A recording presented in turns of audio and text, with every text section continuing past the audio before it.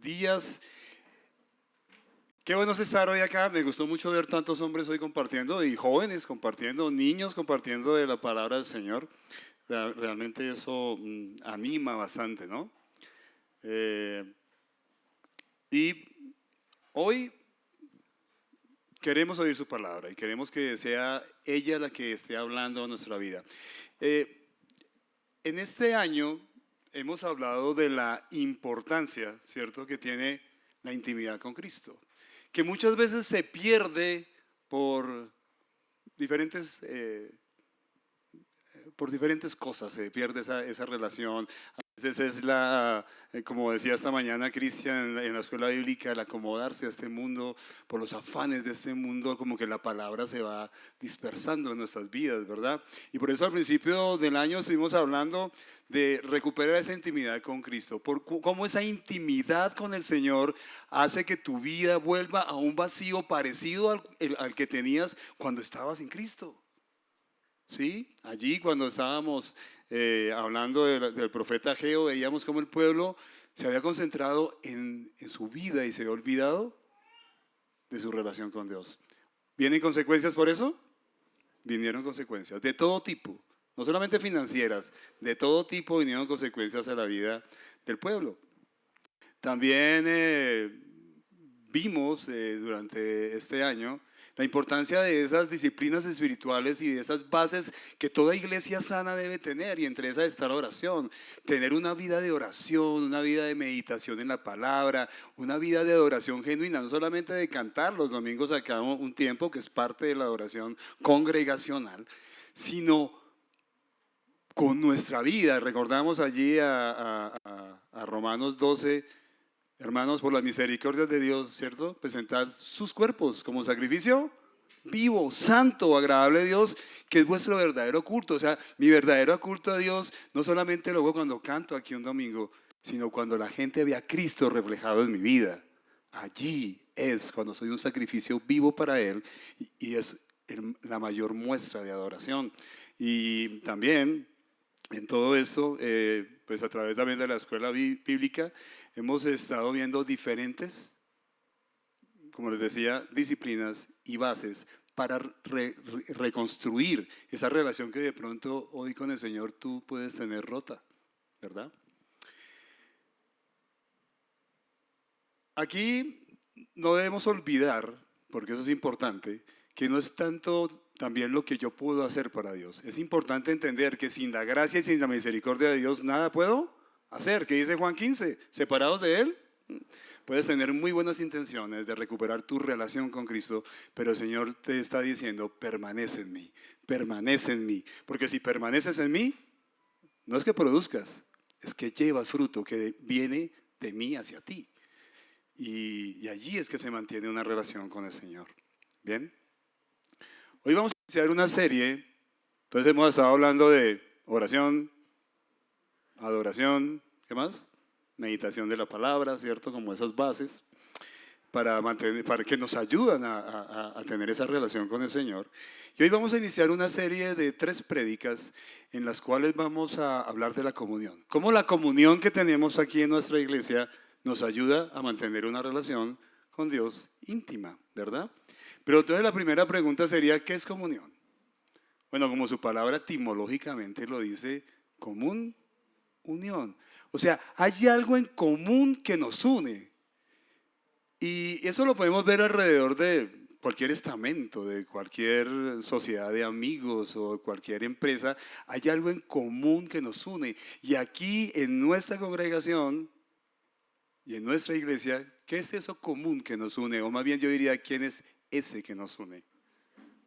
Díganlo fuerte. Es Cristo. Cristo, aleluya, es Cristo. Cristo, la fe puesta en Cristo que todos tenemos, esa fe que reconoció un día que éramos pecadores, que estábamos absolutamente perdidos rumbo al infierno, y nos presentan ese evangelio de salvación, y entendemos que Cristo, como todos lo dijeron hoy repetidas veces, murió por nosotros en la cruz por mis pecados. Y cuando entiendo que no solamente murió, sino que resucitó, y Él me puede dar victoria con Él y tener vida eterna si creo en Él, eso es lo común, la común unión la tenemos en Él. Ese es nuestro tema central. Y también, ¿qué otros temas pueden unirnos? Vamos a mirar creo que ya está aquí, bueno, hay una fotico de Bernabé, ¿no? Si no lo conocían. Vamos a estar hablando de Bernabé como un hombre que da ejemplo de un artífice, de un instrumento que Dios usó para mantener la unidad, para mantener la común unión en la iglesia de Jerusalén y de Antioquía y bueno, muchas otras después. Entonces, hay un verso, y ese verso está en Efesios 4, 4 al 6, y nos brinda la respuesta en qué más tenemos común unión. Recuerde que viene el apóstol Pablo exhortándonos, animándonos a mantener, a guardar la unidad del Espíritu. Ahora, ¿cómo se guarda esa unidad? Dice entender que somos un solo cuerpo, un solo espíritu, así como también ustedes fueron llamados a una misma esperanza de su vocación, un solo Señor, una sola fe, un solo bautismo, un solo Dios y Padre de todos, que está sobre todos, por todos y en todos. Amén. Y cuando dicen todos es el Espíritu Santo que mora en nosotros, en aquellos que hemos entendido lo que el Señor ha hecho por nosotros. Sin duda, principalmente nuestra común fe, y por la cual nos llamamos hermanos en Cristo, que nos declaramos una familia en Él, es que mantenemos no solamente de una forma doctrinal, sino de una forma práctica, el entender que es el unos a otros. ¿Sabe cuántas veces dice unos a otros en la palabra de Dios? 59 veces. Me parece que es suficiente para entender que para Dios es muy importante la comunión, el unos a otros, el ayudarnos unos a otros, el amarnos unos a otros, el exhortarnos unos a otros, el ayudarnos, el colaborarnos, hasta saludarnos. Esto es curioso, ¿verdad? Porque muchas veces en estos años de haber estado en Cristo, he oído muchas personas que se quejan porque en la iglesia no los saludan. Y yo les pregunto, ¿y tú saludas? Y dicen, no, es que lo lógico es que me saluden. No es otros a uno, es unos a otros. Entonces, qué importante es entender esto y entender que esto es lo que mantiene la comunión. ¿Y qué nos motiva a mantener la comunión? El amor, ¿verdad? El amor que nos tenemos. Estar soportarnos unos a otros. ¿Usted soporta a alguien aquí? A todos nos amamos, sí. Bueno, entonces vamos a mirar un ejemplo en la vida de Bernabé. Bernabé es un hombre que vivió en la iglesia primitiva, en los primeros años de la iglesia. Y este hombre, vamos a estar mirando que es ejemplo de esa persona que lucha por la unidad. Yo sé que hay más ejemplos, Pablo también lo hizo, pero Bernabé luchó por la unidad y era un hombre que siempre estaba en pro de guardar la comunión de la iglesia. Y vamos a ver solamente 5 puntos, pero sin duda pudiéramos hablar mucho más de él si ustedes leen el libro de Hechos y miran cada cosa que pasó en la vida de Bernabé. Entonces vamos a mirar, vamos a ver, está como oscuro aquí, no sé, ¿ya salió? Bueno, ok. Bueno, ese primer punto dice, la comunión proporciona consuelo, ánimo y ayuda. Vamos a leer, un momento, si estamos acá, no estamos acá. Vale, que ya salió así. Bueno, vamos a leer Hechos, capítulo 4, versos 32 al 37. Dice, la congregación de los que estoy leyendo de la nueva versión, de la nueva Biblia de las Américas. La congregación de los que creyeron era de puede colocar ahí, un corazón y un alma. Ninguno decía ser suyo lo que poseía, sino que todas las cosas eran de propiedad común. Con gran poder, los apóstoles daban testimonio de la resurrección del Señor Jesús y había abundante gracia sobre todos ellos. No había pues ningún necesitado entre ellos, porque todos los que poseían tierras o casas las vendían, traían el precio de lo vendido, creo que ya me fue ahí sí, ¿ya lo tienes? Sí, vamos a leer de nuevo al 35. Y lo depositaban a los pies de los apóstoles y se distribuía a cada uno según su necesidad.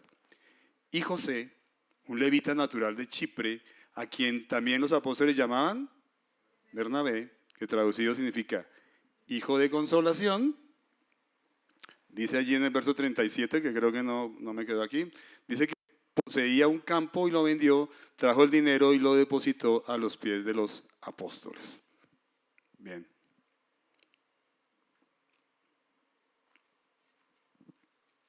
¿Por qué tomé todo el contexto para hablar de Bernabé, que aparece solamente en los versos 36 y 37? Porque en la iglesia de Jerusalén ustedes pueden ver que había tal unidad, ¿sí? Se hallaba tal unidad en Cristo que decían que todos eran de un solo corazón y un solo alma. No sé a ustedes cómo les parece eso, pero no sé si en esta iglesia practicamos el de entender que somos de un solo alma, que somos de un solo corazón, que nos mueve lo mismo. Y eso les llevaba a entender que todo lo que poseían, y alguien lo dijo aquí, creo que fue Edwin, todo lo que poseían no eran de ellos, ellos simplemente eran mayordomos. El Señor le había dado esa casa que tenía. Bueno, en esa época no podíamos hablar del carro, pero hoy sí podemos hablar del carro que tenemos, del trabajo que tenemos. Y ellos entendían que todo eso que ellos tenían realmente a quién le pertenecía, al Señor. Y a mí me llama la atención algo allí y decía que no había ningún necesitado entre ellos. No estoy diciendo con esto que corran ahorita a vender su casa y su carro o lo que sea y lo pongan aquí a los pies, no, eso pasó por el contexto que estaba pasando la iglesia de Jerusalén en sus primeros años. Pero lo que sí es un principio, realmente todo lo que tenemos debemos pensar claramente que es para bendecir a otros. No es nuestro. Siempre hay ese sentido más bien de egoísmo, ¿verdad? Y que rompe cualquier comunión. Aquí el sentido es de ayudar a otros. Miren que ese primer punto, como lo estábamos mirando, proporciona consuelo, dice, proporciona ánimo y ayuda, dice en el libro de ahí de Hechos, en el verso 4. Y es que una comunión verdadera, incluso fuera de pensar en un ámbito secular, porque en un ámbito secular también hay comunión, ¿no? ¿En su familia hay comunión? Incluso con los que no son creyentes, en su empresa. Sí, hay una comunión, ¿no? ¿Y por qué se caracteriza? Porque hay un genuino deseo de todos al mismo tiempo llegar a un propósito, sea en la empresa, sea como familia. Y como iglesia pasa igual, ¿no? Hay un genuino deseo de ayudar a aquel que está en necesidad, no solamente con dinero, con un consejo, con un ánimo, con cualquier otro tipo de ayuda, ¿no? No sé si, y es algo que a veces uno ve en las iglesias en general. No sé si en nosotros, en este tema de la comunión, sentimos ese mismo sentido de pertenencia, de entender que este local, ¿verdad?, no le pertenece a los pastores y a los diáconos. Este local es nuestro. ¿Lo entendemos así? ¿Lo entendemos así? Porque a veces a uno le parece que la gente no lo entiende así. ¿Sí?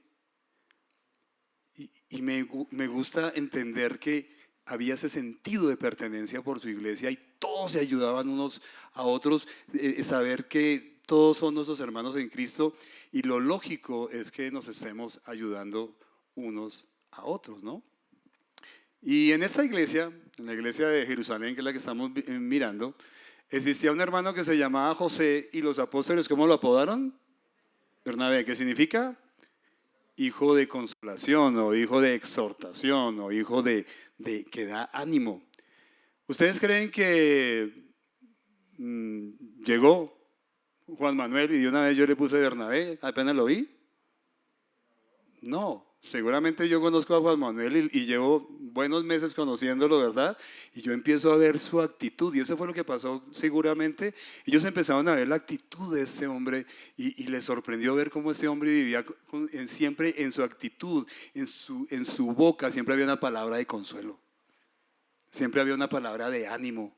Siempre era esa persona que te veía triste y se acercaba a ti y te decía, ¿qué te pasa? Oramos, ¿cómo te puedo ayudar? Ese Ese era Bernabé, por eso fue que fue apodado allí. Además, Bernabé, como lo vemos, era un hombre súper generoso. Dice que vendió una propiedad que tenía, ¿cierto? Y vino y la puso a los pies de los apóstoles, obviamente, porque veía la necesidad que en ese tiempo la iglesia estaba viviendo. Y eso que aún no había empezado la persecución.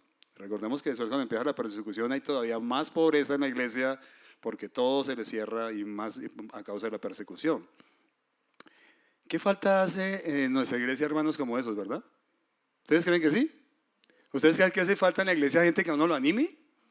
¿Verdad? Que cuando está triste, que cuando está, yo qué sé, agotado, que uno se está agotado, incluso estando dentro del servicio del Señor, ves que te agotas también, ¿no? No somos súper poderosos, ¿cierto? Qué chévere es que venga alguien y te anime. Qué contradictorio es esas personas que no animan. Usted no ha conocido personas que uno dice, ¿para qué le conté? ¿Sí? Se parece a ese narrador argentino que dice, ¿para qué te traje? ¿Cierto? Es verdad, porque uno dice, quise recibir consuelo y al fin recibí de pronto fue una reprensión tremenda o salí fue más triste y más agotado de lo que estaba. Pero Bernabé era especial y yo quiero que tú te hagas una pregunta al final de este punto y es, ¿te consideras una persona que consuela, que anima a los demás? Piénsalo un poco. Piénsalo en tu casa, porque eso no solamente se aplica a la iglesia, se aplica en tu hogar, se aplica allá en la empresa, porque como veíamos esta mañana en la escuela bíblica, somos luz y somos sal. Y tenemos que dar sabor y tenemos que mostrar la luz de Cristo a otros. Y entonces no es algo que solamente se debe mostrar aquí en la iglesia, sino se debe mostrar afuera, ¿verdad? Vamos a ver un segundo punto, y es que la comunión, vamos a ver dónde está, porque aquí, ahí está, perfecto. Comunión promueve la unidad. Eso está en Hechos capítulo 9, versos 26 en adelante. Vamos a mirar. Gracias. Dice, cuando Saulo llegó a Jerusalén, trataba de juntarse con los discípulos, pero todos le temían, no creyendo que era discípulo. Pero Bernabé lo tomó y lo presentó a los apóstoles y les contó cómo Saulo había visto al Señor en el camino y que él le había hablado y cómo en Damasco había hablado con valor en el nombre de Jesús. Este segundo punto, la comunión promueve la unidad. Es difícil considerar a una persona, ¿cierto?, que dice vivir en comunión con otros si su actitud lo que promueve es división, ¿verdad? Si lo que promueve es discordia.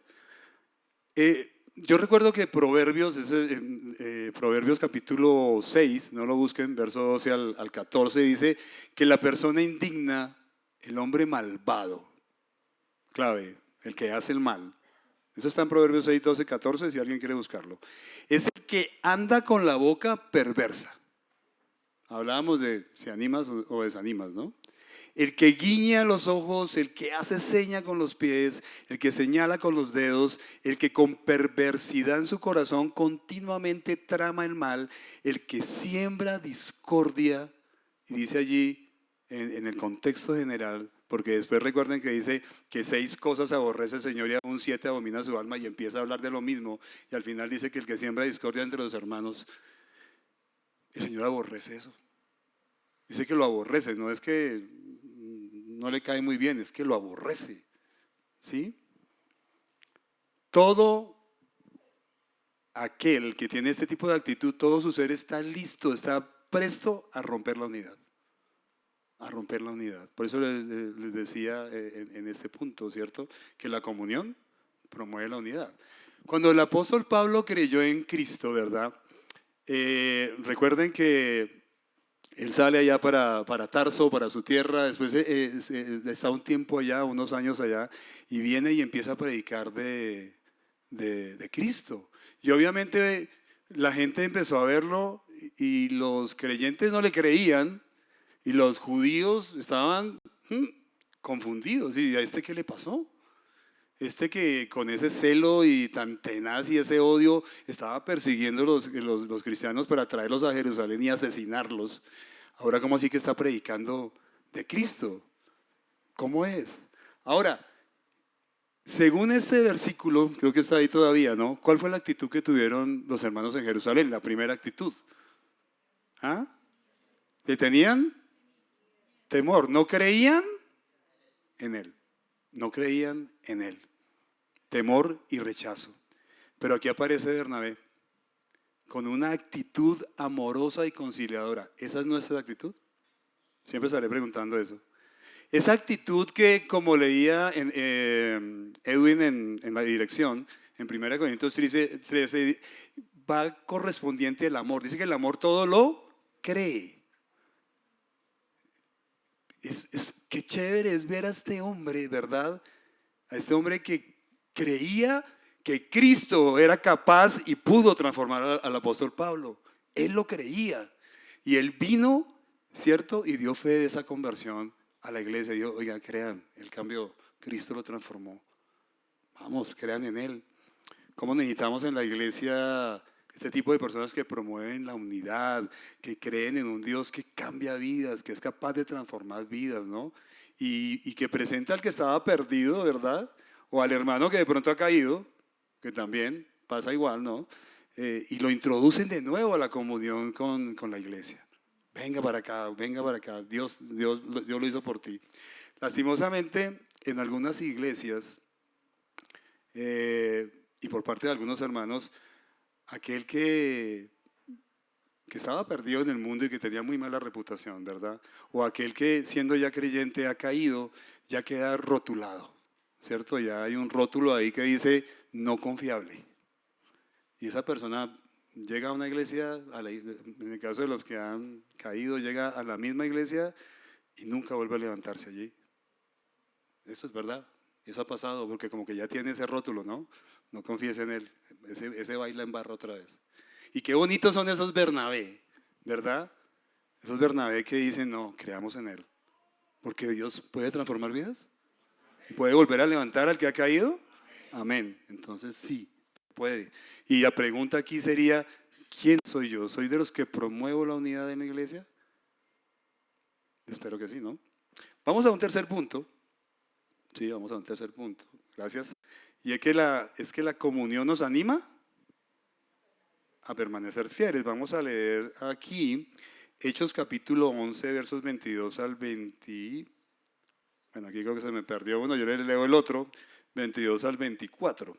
Dice, la noticia de esto llegó a oídos de la iglesia de Jerusalén y enviaron a Bernabé a Antioquía, no Antioquia, Antioquía, el cual cuando vino y vio la gracia de Dios, se regocijó y animaba a todos para que con corazón firme permanecieran fieles al Señor. Y el verso que no me quedó ahí fue el 24, que dice, porque Bernabé era un hombre bueno y lleno del Espíritu Santo y de fe.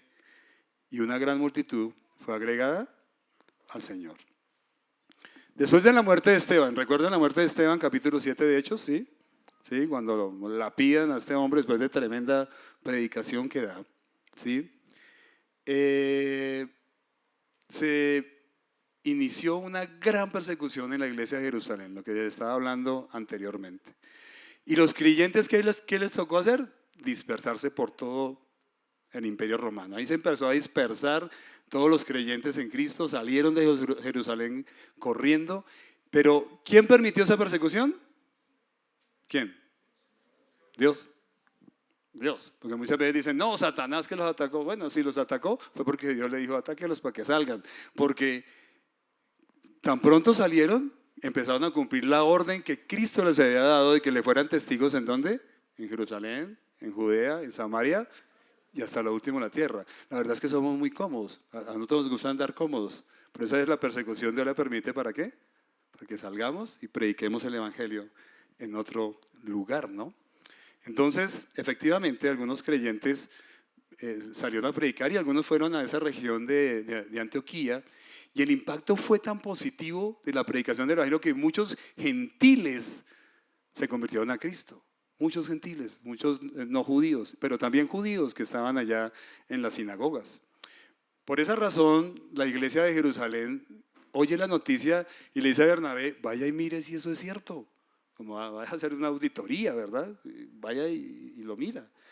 Y se nota en la narración que hace Lucas aquí en el libro de Hechos, que Bernabé es lo que uno dice aquí en Colombia, era un man chévere, ¿sí o no? ¿Sí? ¿Ustedes qué creen? ¿Sí o no?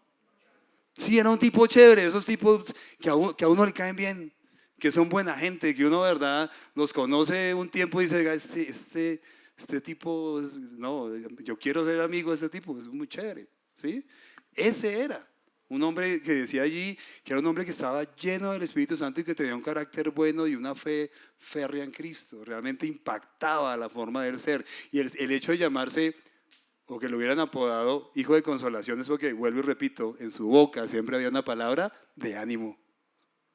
Siempre había una palabra de ánimo. Qué bonito. Qué bueno que podamos imitar eso. Porque a veces tenemos esas palabras, hago un paréntesis aquí, ¿no?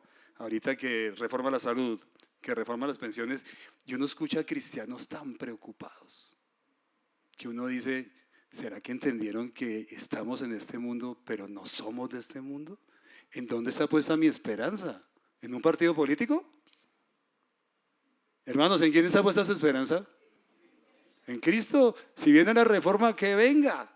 Si viene lo que viene, que venga, porque nuestra confianza no está puesta en este mundo. Nosotros somos ciudadanos de los cielos y estamos sentados en lugares celestiales, aunque no nos parezca. Ya, para el Señor ya estamos allá. ¿Sí? Entonces, nuestra confianza debe estar puesta en el Señor. Y Bernabé era eso, ese hombre que en vez de hablar mal, ¿sabe qué, hermano? En vez de hablar mal del gobierno, venga a ver, oremos. Vamos a orar porque el Señor en 1 Timoteo nos dijo en el capítulo 2 que oremos por quién, por los gobernantes. ¿Y sabe quién era el gobernante cuando Pablo ordenó que oráramos? Era Nerón. ¿Conocieron qué fue Nerón? Bueno, ese era mucho más malo, pero 1000 veces más malo que muchos gobernantes de este mundo. ¿Sí? Y por Nerón, el apóstol Pablo dijo, oren. Él no dijo vayan a hacer protestas. Cristianos protestando o hablando mal en las redes sociales, ¿no? Cuando la palabra de Dios nos dice, oren, para que haya paz y para que el evangelio siga siendo predicado. Eso es lo que debemos hacer. Y eso es lo que dice la palabra. Si usted quiere pelear con la palabra de Dios, bien puede. Pero eso es lo que yo veo claramente en la palabra. Esa es mi función como creyente. Y dice en este pasaje que Bernabé se regocijaba con el éxito de la predicación del Evangelio. Él llegó y se regocijó porque esa predicación había producido que muchas personas llegaran a Cristo. Él no tuvo envidia por eso. A veces pasa en las iglesias, ¿no? Que la gente ve que alguien tiene éxito en la predicación de la palabra o en su ministerio y les da envidia. No, este hombre se regocijó, se puso feliz, oiga, chévere, ¿sí? Y fiel a su apodo, siguió animando a esos hombres que estaban predicando, pero también a los que se habían convertido y les dijo, permanezcan fieles, ¿a quién? Al Señor. Increíble, qué chévere ser como Bernabé. Personas que nos animan a no desmayar, a no volver al mundo, a no volver de pronto al pecado, y que nos animan, oiga, permanezcan fieles en el Señor, sigan fieles, hombres y mujeres, niños, que brindan un consejo. Qué chévere ver a Samuelito aquí cada 8 días compartiéndonos del Evangelio, ahí con su papelito. Yo me sentí, caí y lloro. Sí, eso anima, ¿verdad? Este era Bernabé. Y exhortaba a esta congregación a permanecer fiel al Señor y fiel a su iglesia, al servicio de su iglesia. Cuando uno deja la comunión con Dios y con nuestros hermanos, ¿qué nos pasa? Nos enfriamos. Cuando uno deja la comunión con Dios y con sus hermanos, se enfría. Por eso es que la comunión es tan importante para poder tener una relación íntima con Dios, porque a veces la gente dice, no, yo no necesito de nadie para tener una relación íntima con Dios. Mentiras, somos un solo cuerpo. Y si somos un solo cuerpo, nos ayudamos unos a otros. Para eso estamos.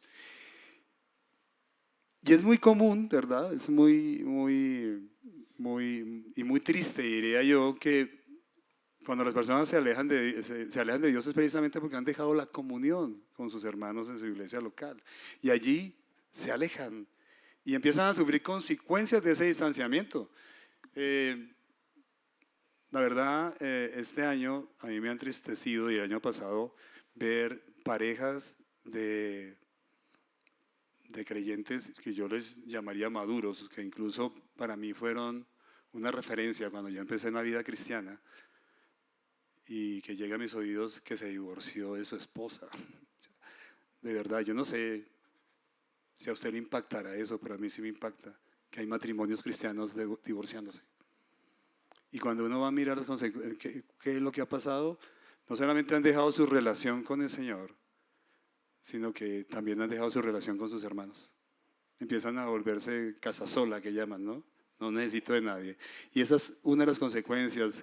Y es muy triste verlos que se alejan de sus hermanos y empiezan otra vez a vivir en pecado y se empiezan otra vez a moldar al mundo, y después se están quejando porque sus hijos están en el mundo. Están en el mundo, están perdidos. Consecuencia de alejarse de la comunión. Pues es que la comunión con el Señor nos anima a permanecer fieles ¿a quién? Al Señor. Bien. Y la pregunta sería aquí, ¿eres de los que animas a tus hermanos a permanecer fieles a Cristo? Oye, permanece fiel en el Señor, mira, lee la palabra, ahora ven, oramos, hacemos un estudio. Sí, porque no solamente es decirle, es hacer cosas para que la persona permanezca fiel al Señor. Vamos con el cuarto punto. Cuarto punto dice, la comunión defiende la sana doctrina. Ahorita vamos a mirar por qué es importante eso. Vamos a mirar Hechos 15, 1 al 2. Dice, Hechos 15, 1 al 2, algunos que llegaron de Judea enseñaban a los hermanos, si no se circuncidan conforme al rito de Moisés, no pueden ser salvos. Como Pablo y Bernabé tuvieron gran disensión, gran problema y debate con ellos, los hermanos determinaron que Pablo y Bernabé y algunos otros de ellos subieran a Jerusalén a los apóstoles y a los ancianos para tratar esta cuestión. En la historia del cristianismo, desde sus inicios, si hay un arma que Satanás ha usado en pro de romper la comunión en las iglesias, ¿saben cuál es? La falsa doctrina. La falsa doctrina. ¿Cuántas denominaciones hay hoy en día? Y no tanto denominaciones. ¿Cuántas sectas hay hoy en día? Porque las falsas doctrinas, ¿qué hacen? Contaminan. Y como todo lo que contamina, envenena y mata. Y en este caso rompió no solamente la pureza de la doctrina de Dios, sino que rompió la comunión entre los hermanos. Aquí dice que tuvieron ¿qué? Problemas. ¿Qué era lo que estos hombres estaban diciendo? Estaban diciendo, hermanos, si ustedes no se circuncidan, ¿qué tal si les dicen hoy a ustedes en esta iglesia? Eso. Si ustedes no se circuncidan, no pueden ser salvos. Y obviamente eso causó confusión entre los gentiles, porque ellos nunca habían oído eso, solamente habían escuchado al apóstol Pablo diciendo, ustedes son salvos solamente por gracia, por medio de la fe. ¿En quién? En Cristo. Ya. Eso es todo. No tienen que hacer nada más. Porque las obras que tienen que hacer, el Señor les pondrá de antemano para que anden en ellas. Pero no son ritos ceremoniales del Antiguo Testamento. Si cualquiera llega a esta iglesia y les quiere imponer de nuevo ritos ceremoniales del Antiguo Testamento, muchos ni lo oigan. Es lógico que no. Todos esos ritos ceremoniales, ¿dónde y en quién se cumplieron? En Cristo y en la cruz, allí se cumplió todo. Murió una sola vez y para siempre. Ya no demandamos más sacrificios, ni más días de fiestas, ni nada. Nuestro reposo, ¿ahora quién es? Cristo. No es un sábado, es Cristo. Entonces miren cómo estos hombres entraron a estas iglesias y contaminaron y crearon división, porque la falsa doctrina crea división. Y la iglesia primitiva fue atacada por los judaizantes desde un principio.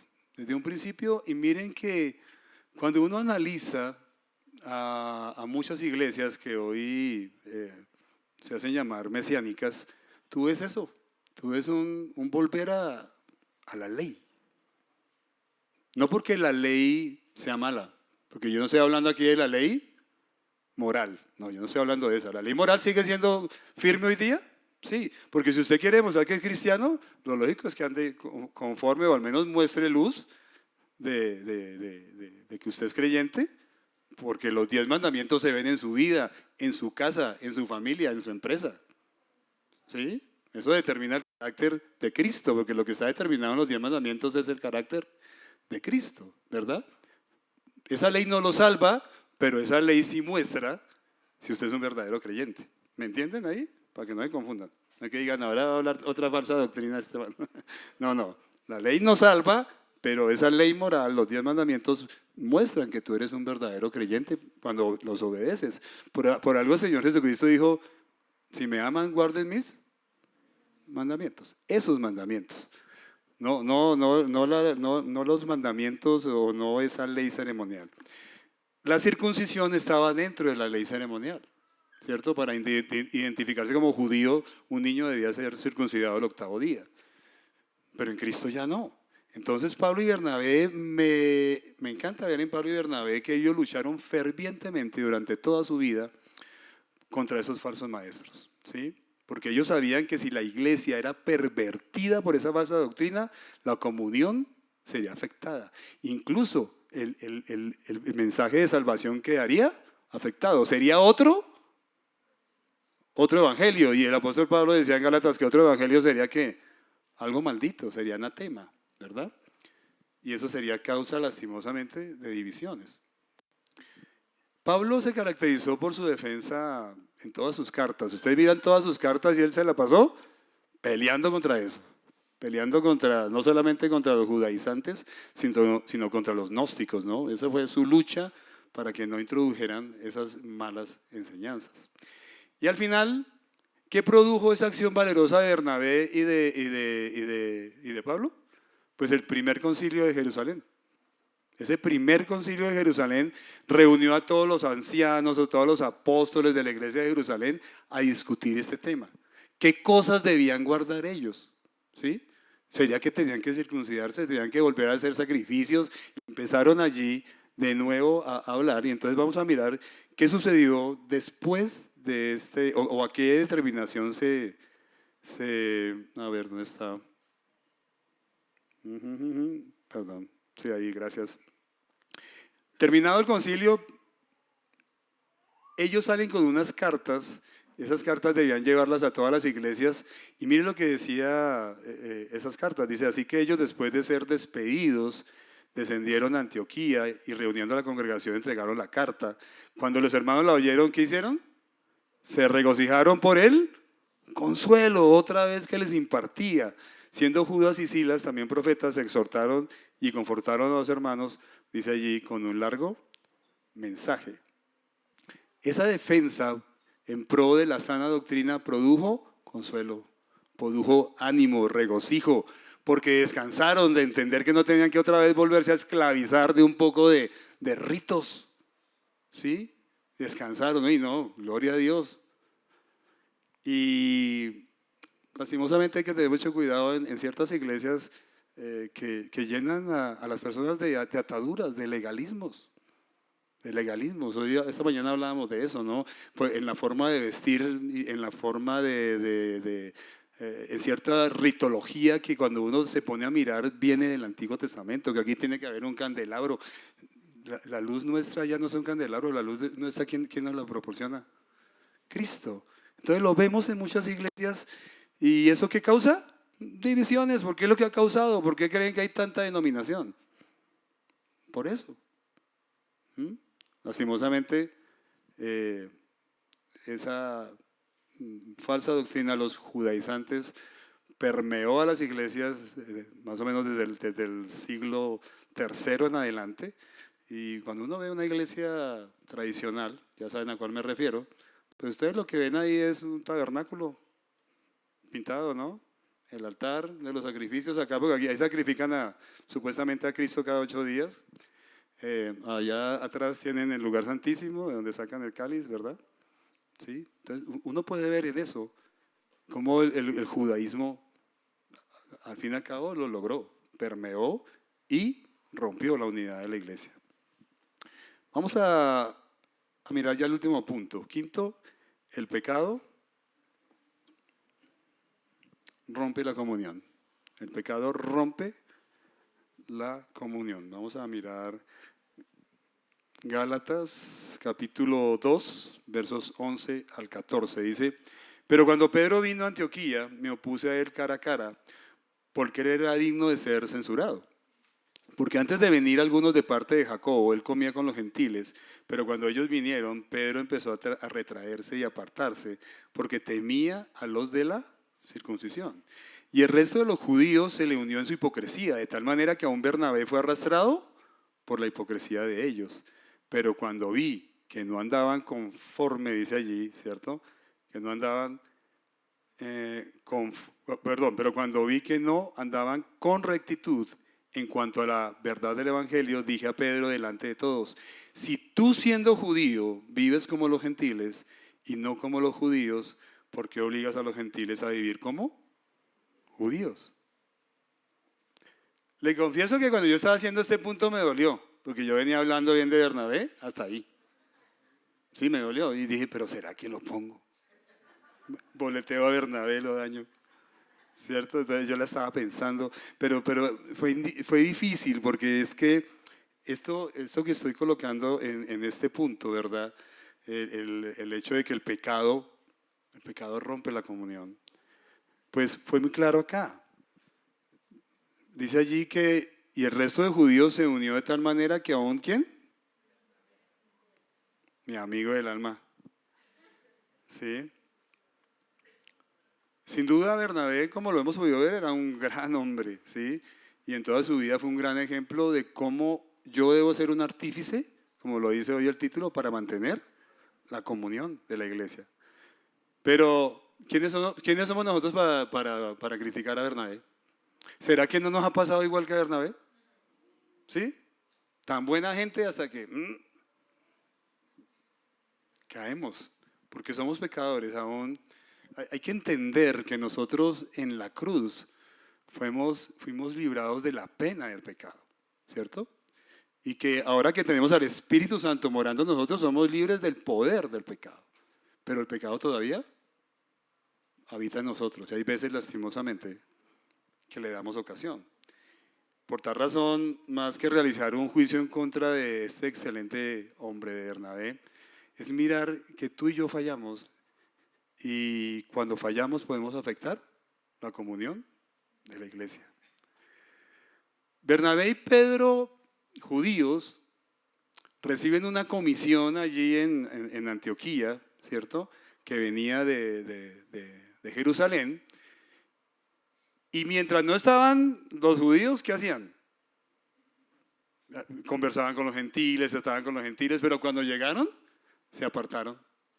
Como, ay, qué pena. Venga, tramamos a estos de que no somos tan gentiles, ¿cierto? De gentiles no. Entonces se hacen a un lado y empiezan a hacer lo que yo llamaría bandos, porque eso es lo que pasa, ¿sí? Empezó a formarse allí bandos, y el pecado aquí se llama hacer acepción de personas, de una forma no de pronto evidente, pero tácitamente sí estaban haciendo acepción de personas. Ese era el pecado, ¿sí? Y estaban negando una doctrina con su actitud. Estaban negando que todos hemos sido justificados por la fe puesta ¿en quién? En Cristo. Todos. Lo que dice Efesios capítulo 2, o lo dice también Colosenses, ya no hay griego ni judío, ni hombre ni mujer, no, todos somos uno en Cristo, ¿no? El Señor, ¿qué hizo? Derribó esa pared intermedia y de los dos pueblos hizo uno. ¿Perfecto? Entonces, estaban con su actitud. Uno a veces con su actitud niega doctrinas. Qué importante es eso, ¿no? No solamente es cuando peca, sino que con la misma, perdón, cuando lo dice, sino cuando con la misma actitud lo hace. Es decir, no había nada ya que hiciera una diferencia entre ellos y los miembros de la iglesia que el Señor había fundado.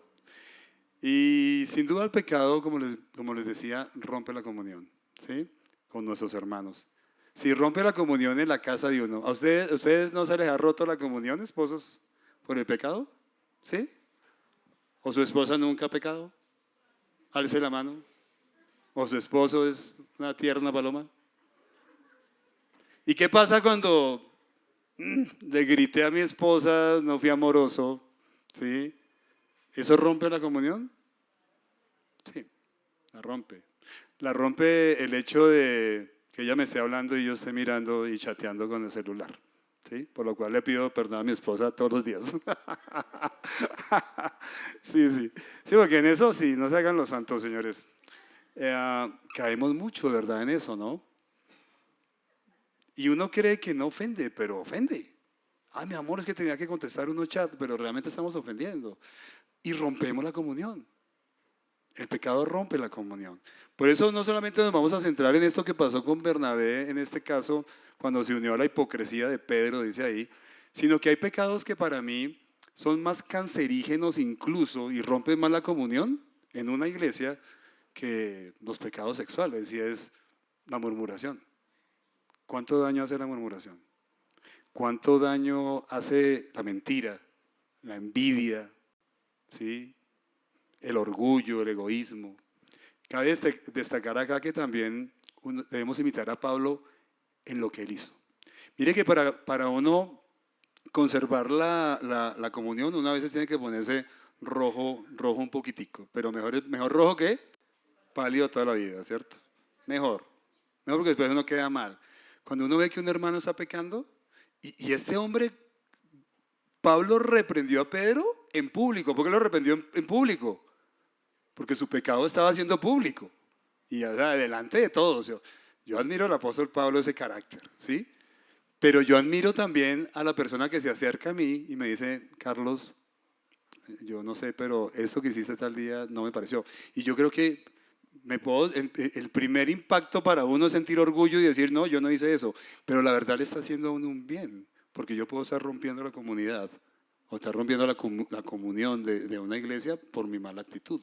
Entonces, gloria a Dios por hombres que tienen la valentía de confrontar el pecado. Amén. ¿En pro de qué? No de humillar al otro, sino en pro de mantener la comunión de la iglesia. Debemos tener cuidado de tener una actitud entonces que divide, ¿no? Vamos a ser banditos. Ya lo vimos anteriormente que Dios aborrece al que siembra discordia entre los hermanos. En las iglesias modernas, porque si hablamos de hace unos 80 años atrás no existía eso, no existía escuela dominical, no existía reunión de jóvenes, no existía reunión de damas. La iglesia se reunía toda completica. Y yo no estoy en contra para nada de los ministerios, son una bendición el ministerio de jóvenes y todo. El peligro está en caer en que se le forme a uno como si fueran bandos. Son como mini iglesias, ya no se juntan con nadie más, aquí como ministerio, ¿sí? Porque es peligroso, porque ya el joven nunca habla con el anciano, ya el joven no habla con el niño no habla con el que es mayor que él. ¿Sí me entienden? Y eso de alguna manera es peligroso porque rompe la unidad. Por eso es importante que cuando ustedes terminan este culto no se acerquen solamente a su grupo de amigos, acérquese a otro que nunca saluda. ¿Cómo mantenemos la comunión si no es teniendo la actitud de quién? De Bernabé. Un hombre que se acercaba a hablar con los mismos de siempre, frescos, con esos habla toda la semana. ¿Por qué no va y saluda a otra persona que usted de pronto nunca ha visto? ¿Por qué no va y saluda a esa persona que viene por primera vez? ¿Cómo estás? Bienvenido, qué chévere tenerte acá. Eso es, así demostramos el amor y así creo que somos artífices, como dice el título de esta prédica, de comunión. Seamos artífices de comunión. En esta semana en los devocionales vamos a seguir insistiendo en eso.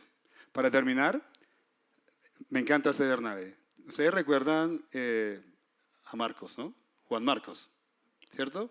Sucede que Juan Marcos en el primer viaje misionero se van Bernabé y se van Pablo y Bernabé le dice, oye, llevemos a mi sobrino, a Juan Marcos, ese man es firme. Y firme fue que los dejó botados en la primera. Entonces, bueno, se fueron, tuvieron gran éxito en ese primer viaje misionero. Y cuando van al segundo viaje misionero, adivine quién aparece. Bernabé, ¿con quién? Con Marquitos. Apareció con Marquitos. ¿Y qué dijo Pablo? Lo que estábamos hablando, a veces uno ya queda etiquetado, ese no es confiable. Y tuvieron, dice que ellos tuvieron un gran problema, Bernabé y Pablo, a causa de Juan Marcos. Y que ahí se separaron y él se fue con Silas y Bernabé se fue con Marcos. Pero me encanta la actitud de Marcos, perdón, de Bernabé. Porque Bernabé creyó en Marcos, que es lo que a veces nos falta a nosotros, creer que la gente, Dios sí la puede transformar y que Dios sí puede hacer de una persona que de pronto algún día falla, un gran siervo de Dios. Marcos aparece después en una de las cartas que Pablo hace, creo que es en 2 Timoteo, 1 Timoteo, diciendo que Marcos le ha ayudado. Ese Marcos que lo dejó abandonado y que él lo rechazó, ahora estaba ayudando al apóstol Pablo cuando él estaba en la cárcel. Y ese apóstol Marcos fue el que escribió el Evangelio de Marcos. Amén. ¿Por quién? Por alguien que creyó en él. Por alguien que siempre tiene una voz de ánimo en pro de mantener la comunión. Qué chévere. Esto es chévere no solamente para practicarlo aquí en la iglesia, allá en tu casa. Que seas de ánimo. A veces como papás desalentamos en vez de animar. A veces como hijos también desalentamos en vez de animar. Como esposos ni hablar. Somos fatales. ¿Sí? ¿Y como esposas?